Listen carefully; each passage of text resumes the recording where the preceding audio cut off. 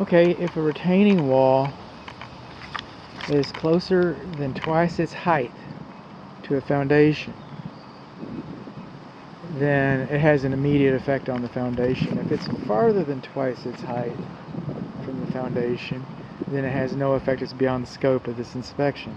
Some of the places where the retaining wall is positioned, it's closer than twice its height, and in other places it's just a little farther than twice its height.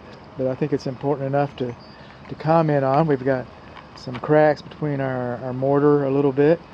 When a retaining wall is less than 4 feet high, it doesn't have to be, a building permit was not required to install this retaining wall.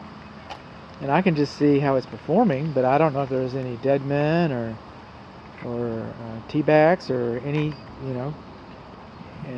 any straps. I don't know if there's anything to support it. I don't know how this retaining wall was built. For all we know, it's just these square cut stones. For all we know, it doesn't have the additional support, but it seems to be performing like it should. We got a little bit of cracking right in. Got a little bit of cracking right in here. Wood mulch next to the house.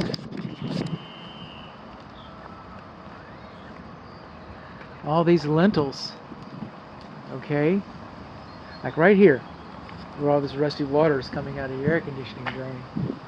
Okay. But around our perimeter, we have what's known as weep holes, because brick is a very good building material. This house can burn down, and we can still use the bricks. It's a very good insulator. Got a little bit of a crack right there. But that being said, it's also porous. It's porous. It's very porous, and so water shoots right through it. And so we have these weep holes, because any moisture that gets behind the wall goes down the drainage plane. The drainage plane stops at the foundation perimeter, and so then it just allows vapor to come out. So now, anytime you've disrupted the drainage plane, it allows the vapor to come out. And that sinks in for a little bit. Now we put these metal lintels to support the brick,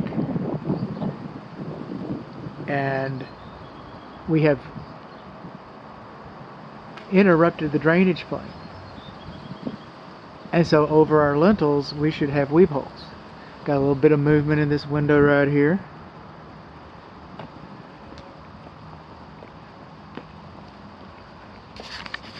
The garage is very crowded, so we're not going to trip the GFCIs, but we should have a in-use cover on this receptacle. Lintel, no weep hole. Lintel, well, no weep hole. This is wood. We're not required to have a weep hole here. And we're recessed more than 48 inches, so we're not required to have Z-bar flashing over that. But there may come a time our gas pot is in direct contact with the ground. Rain gutters are below grade.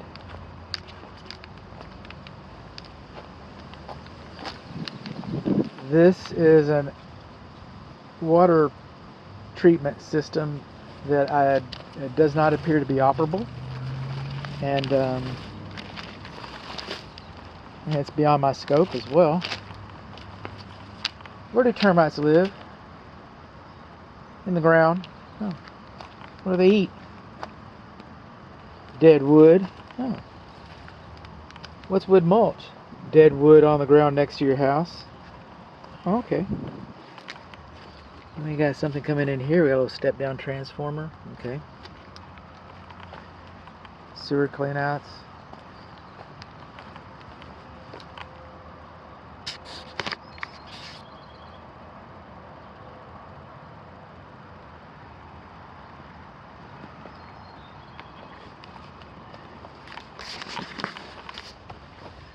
A little bit of a gap down in there, hiding around. Now when we have these arches, we're not required to have weep holes, because we haven't interrupted the drainage plane.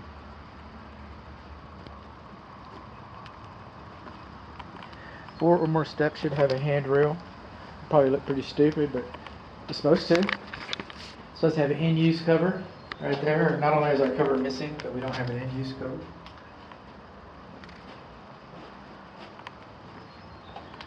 But I get it, you might not want to put handrails up there, but I'm telling you, you're supposed to have them.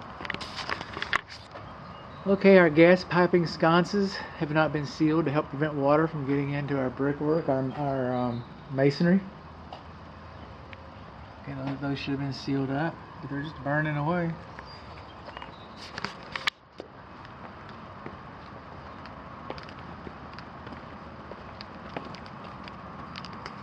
Trees, trees.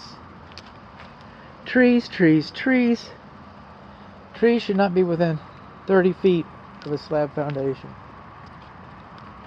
to allow for root growth and branches. They can suck the water out from beneath your foundation. You want a good constant amount of moisture around your foundation. And the tree growth itself can cause your foundation to move. Okay, trees don't quit growing. If they quit growing, they're dead.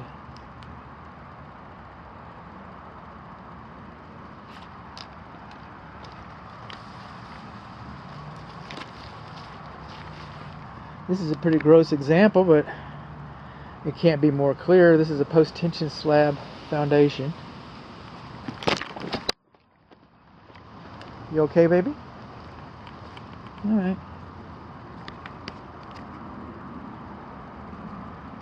Tree touching the house.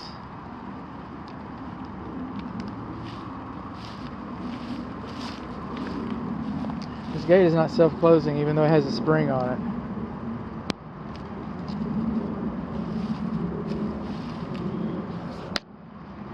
Paving stones. Okay, it's not beyond what I do, but these are not and I've got these all over my backyard, and I love them, but they're not dimensionally uniform. Might be a trip hazard. Missing a screen, but I don't know where from.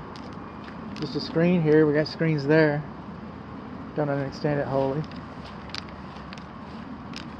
This is the east condensing unit.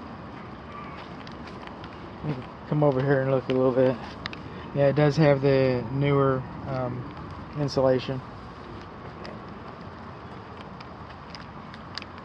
Moving on around.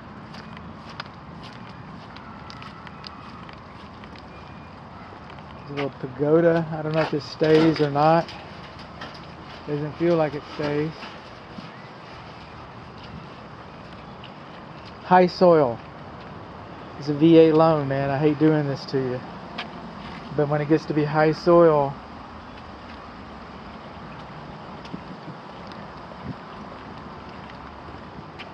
hail marks all over our screen.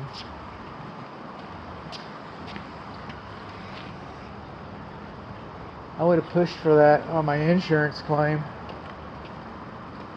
because the roof doesn't look like it's that old. And we have had hail.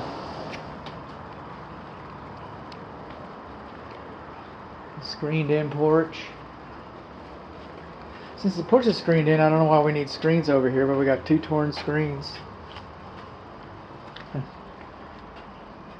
But we got a screened in porch. I don't get it. Okay.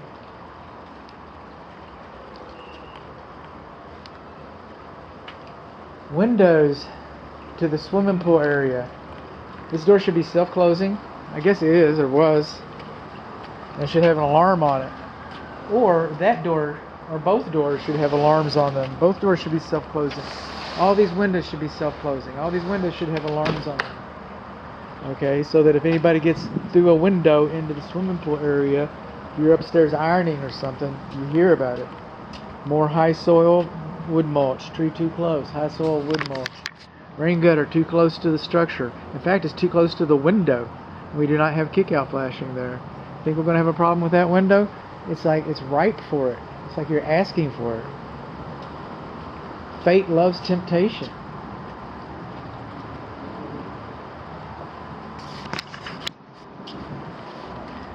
We got a button on this from a previous inspection. It's probably inoperable.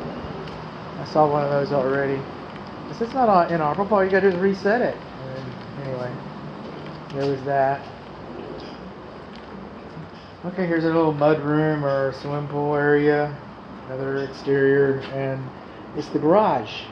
Okay, it's the garage storage. I'll show you why we can't. I can show you why we can't trip these guys. I can't get behind all that.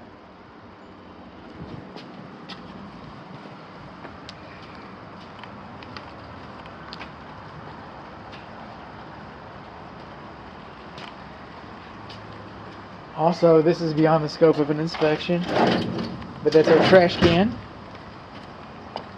And this is our grill. And that's our cooler. Alright, a model ERS24. Some good Coors Light. Come over here. Oh, more burners. That one comes on.